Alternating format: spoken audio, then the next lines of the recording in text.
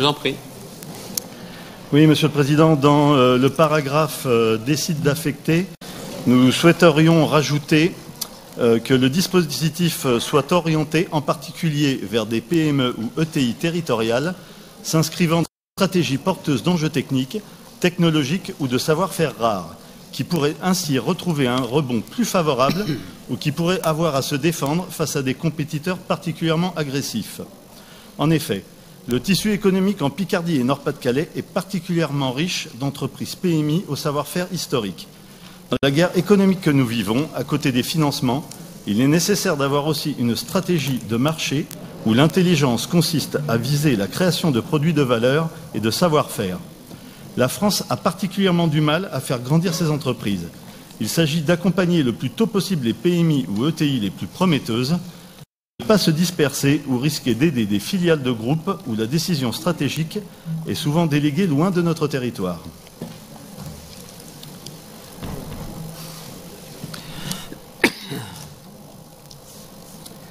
Monsieur Leclerc, en réponse à cet amendement numéro 6.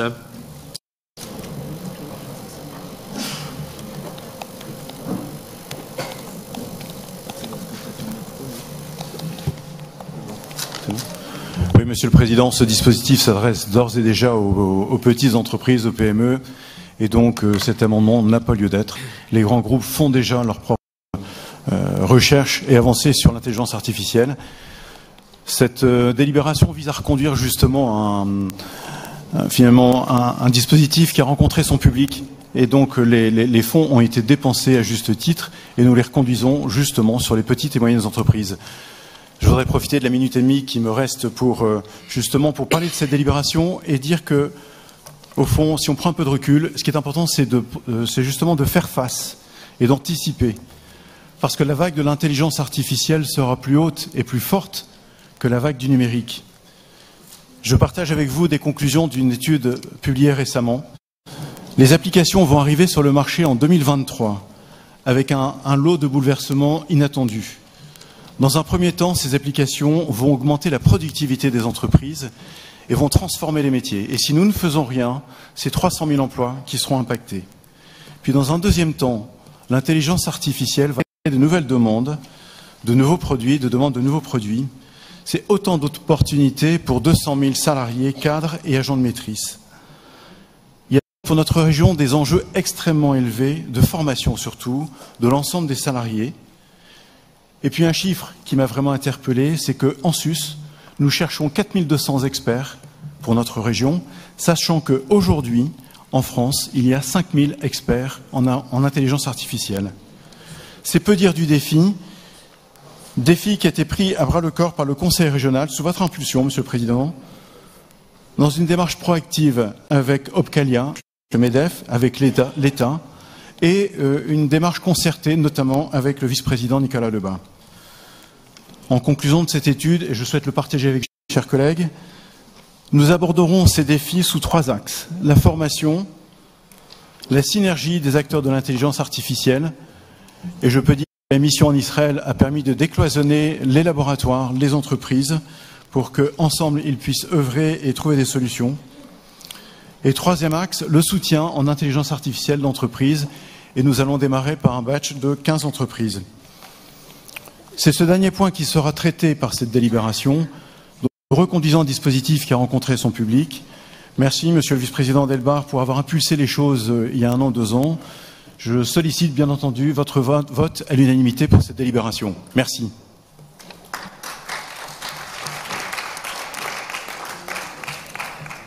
Merci beaucoup. Oui, Oui, Monsieur le Président, chers collègues, cette délibération revêt une importance stratégique pour l'économie de la France. L'industrie en France, et particulièrement dans notre région, est intimement, viscéralement liée à notre histoire et à notre patrimoine économique. Pourtant, elle est plus que jamais en danger. Victime de la crise et de la concurrence souvent déloyale venue de l'étranger, trahie par les promesses non tenues des gouvernements successifs, affaiblie par des décisions plus souvent dictées par des actionnaires peu scrupuleux, des visions court-termistes liées au profit et non à l'intérêt général, elle a plus que jamais épaulé. La région Hauts-de-France a l'opportunité de se doter d'un outil puissant d'aide à l'industrie, le dispositif d'intelligence économique.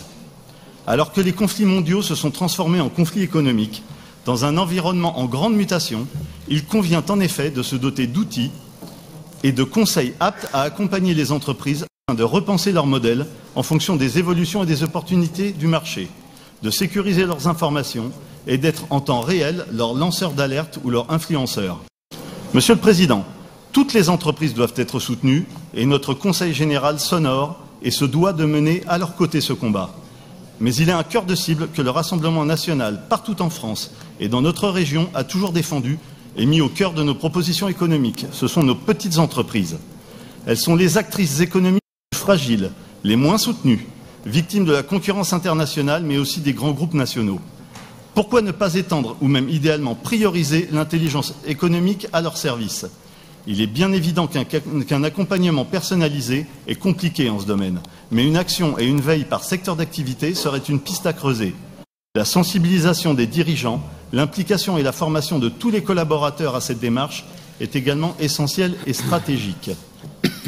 L'intelligence économique doit être pensée territorialement, par une région stratège, s'appuyant sur nos pôles de compétitivité, nos savoir-faire et nos filières d'excellence locale. Il est indéniable que l'intelligence économique est un outil intimement lié au patriotisme économique que nous plébiscitons et doit être un des éléments de protection et de conseil de notre économie face au mondialisme dévastateur.